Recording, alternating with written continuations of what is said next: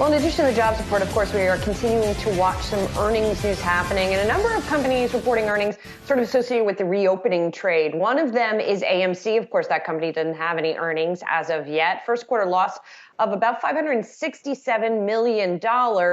However, the shares are trading higher by about 4.5%. And it was interesting, Deadline in its write-up of the conference call said the CEO, Adam Aron, was, quote, nearly giddy in his conference call in talking about how things are going to be coming back for AMC. They said, like an Oscar acceptance speech, he thanked former President Donald Trump for Operation Warp Speed. He thanked President Biden as well. He thanked the CEO of Pfizer. And he just talked about all the blockbusters that are coming the way of AMC this year that are going to get more people in the seat. So it's interesting, Myles. In this case, we all know that theaters are going to be reopening again. The numbers aren't showing it yet, but investors are still buying it. Yeah, and I think, look, if you're the CEO of AMC, you also have to be encouraged by, just some of the anecdotal reports that we've discussed around where movie theaters fit into someone's basket of things I will be doing as soon as possible when I'm either comfortable or allowed to after the pandemic. And the moviegoing, the way that moviegoing had really changed over the last 10 years, I think created, and I'm sure that AMC would tell you this as well, created a more loyal and more durable customer. I think a lot of people, look at myself as a casual moviegoer. I mean, I don't really watch the action hero movies, so I don't really go to the movies anymore. But the people who do go to the movies now go more often, and I think that the enthusiasm for that particular movie customer is higher on the other side of this. And you kind of see it through the parks trade too, right? Look at the enthusiasm to get back into Disney World, to get back into Disneyland. And I think that fits in with this entertainment trade. And so for a company that for a long time did not know if it would make it to the other side, to see the rules now in place that it can welcome its very loyal customers back into the theaters with studios that cannot wait to get those products, those tentpole blockbuster movies out into the screen, I think sets up for a very exciting time for, again, a company that kind of stared death in the face for a long time.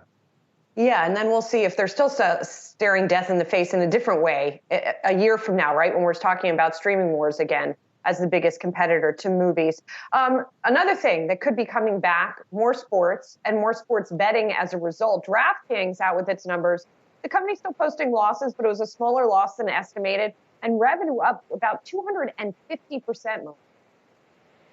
Yeah, DraftKings, really an interesting quarter for the company, now enjoying a full slate here for the first time in a while. And I guess the NBA is still kind of on an altered schedule. But, baseball is back. You've got the golf season with a full schedule, a normal schedule. Football, of course, I found myself betting on the NFL draft because that's just a thing that you do to pass the time. Revenue here coming in $312 million, up, as you mentioned, Julie, more than double from what we saw last year. The adjusted loss per share at 36 cents was narrower than expected. And something else that it's a weird way to look at it because it is a cost for the company, but a way to gauge how bullish DraftKings is on any given cycle is, you look at their marketing costs, their sales and marketing, the S&M line, basically quadrupling from the same quarter last year. Certainly you're not going to be spending into a sports shutdown, which is what most of the second quarter ended up being, but $228 million in sales and marketing in the most recent quarter. They saw their average revenue per user up about 50%, $61 against $41.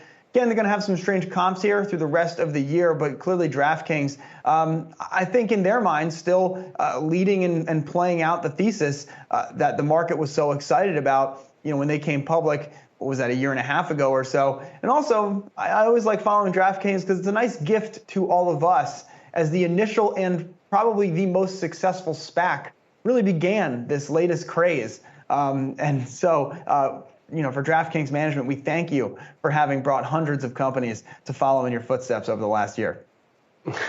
And shareholders over at Expedia, Myles, are thanking their series of new executives here. Shares are up about 7% here on the pre-market. In many respects, this quarter mirrors what we heard from Booking Holdings CEO Glenn Fogel yesterday. It was a bad quarter.